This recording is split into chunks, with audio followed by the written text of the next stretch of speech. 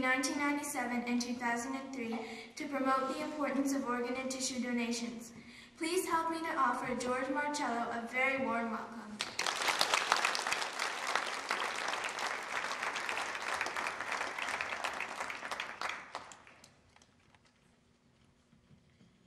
Good morning. Okay, now it's my turn. We can make a little bit of noise. How's everybody feeling today? Oh, come on. I want to hear something louder than that. How's everybody feeling? All right, that's what I want to hear. As we're traveling from community to community, there's a lot of work that needs to be done to organize activities such as this awesome activity today. And as we're going along, we're running into angels because the work is so overwhelming that we just can't handle it ourselves. And I think I first met or talked to the angel here in Guelph, and her name is Sarnia. I think it was about a couple of weeks ago. And since that day, I have yet to meet a person that has given more enthusiasm, being pumped up, organizing everything better than I could possibly imagine, and pretty well making this whole event possible. I really want to give a round of applause to Sarnia for all her efforts.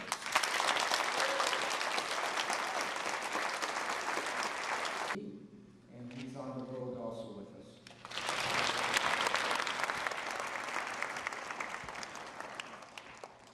I also want to introduce, you can't see it because he likes to hide, but on my right here is a guy taking, he's got a big camera and he's taking a movie camera of, his name is Merle Roberts. Can you just wave to everybody?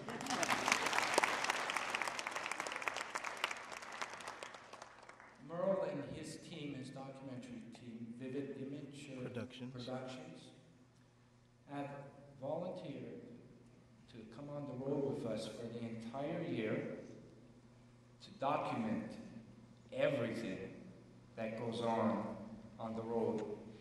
And when I say everything, that includes Chris getting lost in the bathroom. Yeah, and if Chris snores, it's going to be on tape.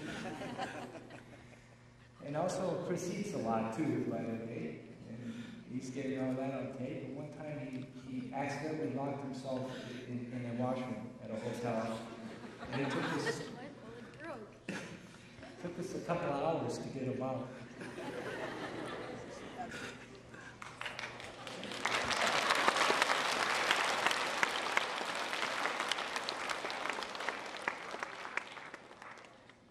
Also, at this point in time, I have some good news. While we were in St. Thomas, we had the honor of having Kristopher's doctor there, Dr. Atkinson, and he announced at the press conference that as of now, Kristopher is at the top of the waiting list.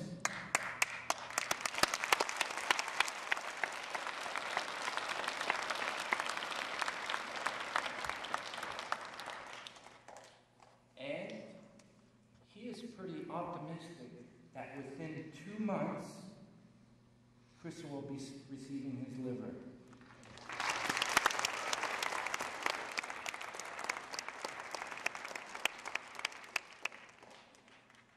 He has his beeper with him, and as soon as it goes off, he's going to scream pretty loud. And when that day does come, his brother Robert, 15-year-old brother Robert, is going to join the campaign to continue carrying the torch. And what we're trying to arrange is to get Chris hooked up into a webcam so that we can show Kris's progress as we're moving along at press conferences such as this one. Now, we're all hoping, praying that Kris does receive that call.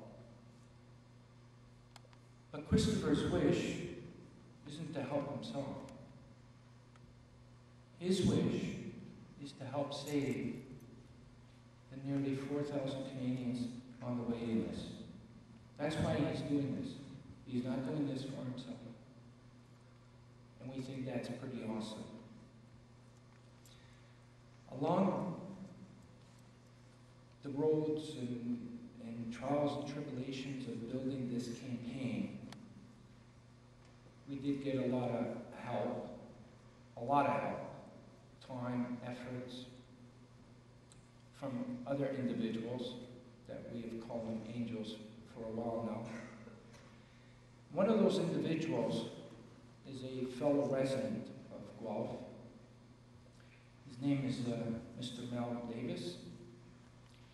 You might know him. His late son, maybe rest in peace, passed away over 10 years ago. And he was an Olympic champion swimmer. As a matter of fact, I think he won more Olympic gold medals than any other Canadian. For that matter, I hope I'm not wrong, than any other individual. And Mr. Mel Davis heard the tragic news, and during a time of shock, stress, grief, he made an unselfish decision and a courageous decision to donate Victor's organs. And as a result of that, there are many people right now living very active lives. We have never done this yet, and we thought today was a good occasion to do it. What me and Chris are going to do is call Mr. Mel Davis to come up here, and we are going to present him with Chris's own personal plaque.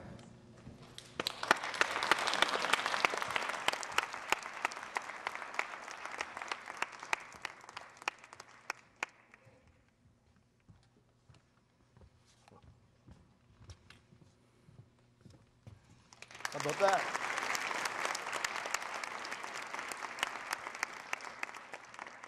Well, I've got a few things to say too. Number one, I was a student at King George School.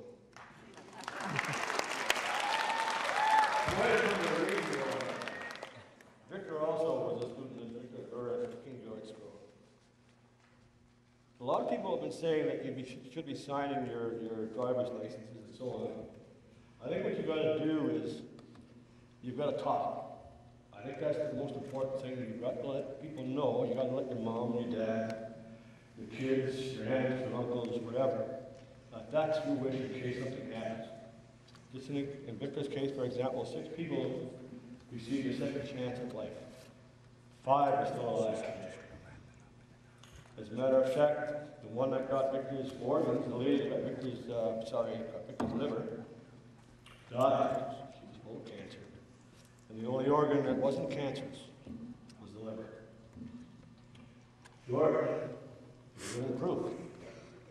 He's not the prettiest guy in town, but he's still here. And that's what you got to do. It's something you have to do. You have to make that decision, talk it out, and make sure people know your wishes. Because your driver's license sometimes gets lost in case of an accident. Gets cut out of your pants or your vest or whatever. Toss into the corner. You have to make your wish known to people. So make sure you do that. Thank you again. Can I get a shot? Can I get a shot, guys? Can I get a shot? Read it. Chris. Let's see the plaque. Look up, look up. You got to right side up? Great, guys.